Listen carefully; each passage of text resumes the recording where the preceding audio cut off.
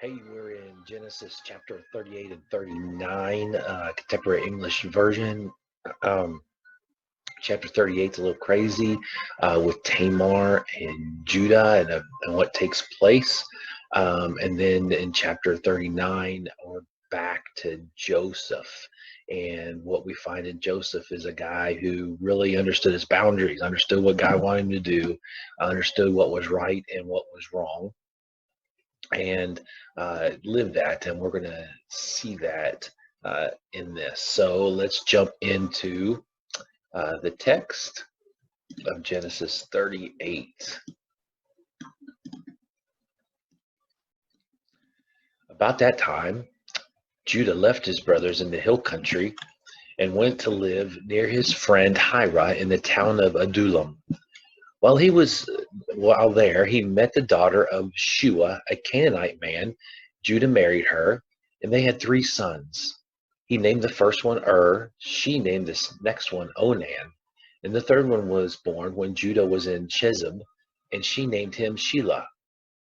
Later, Judah chose Tamar as a wife for his oldest son.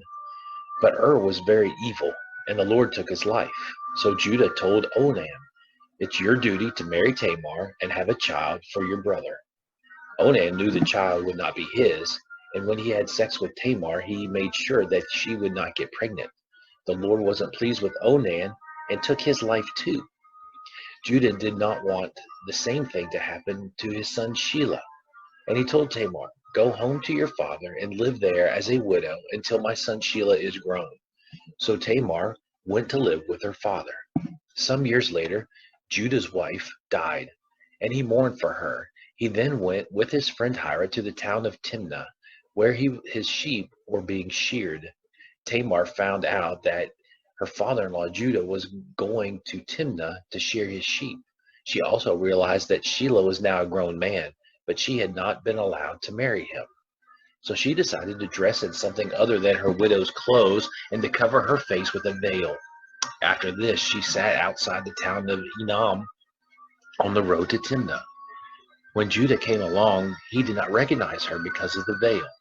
He thought she was a prostitute and asked her to sleep with him. She asked, "What will you give me if I do?" "One of my young goats," he answered. "What will you uh, what will you give me to keep until you send the goat?" she asked. "Well, what do you want?" he asked in return.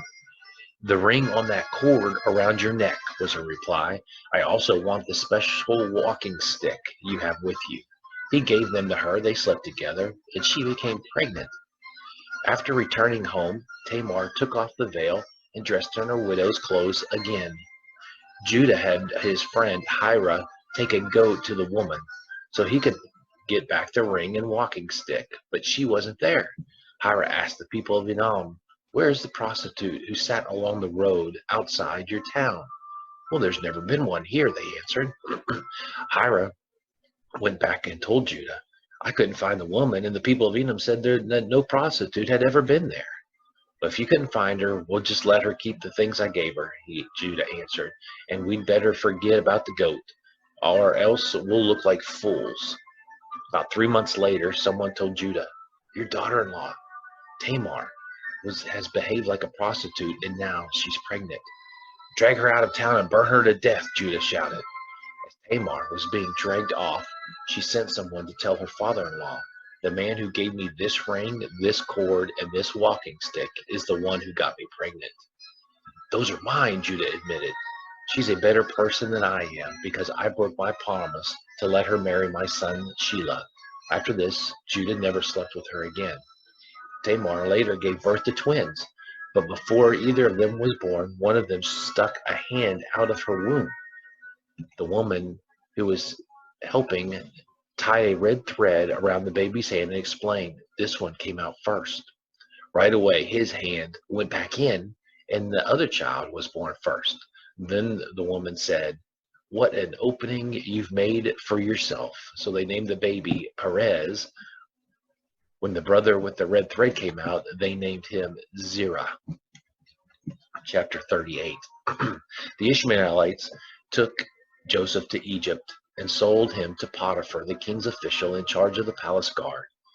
So Joseph lived in the home of Potiphar, his Egyptian owner. Soon Potiphar realized that the Lord was helping Joseph to be successful in whatever he did.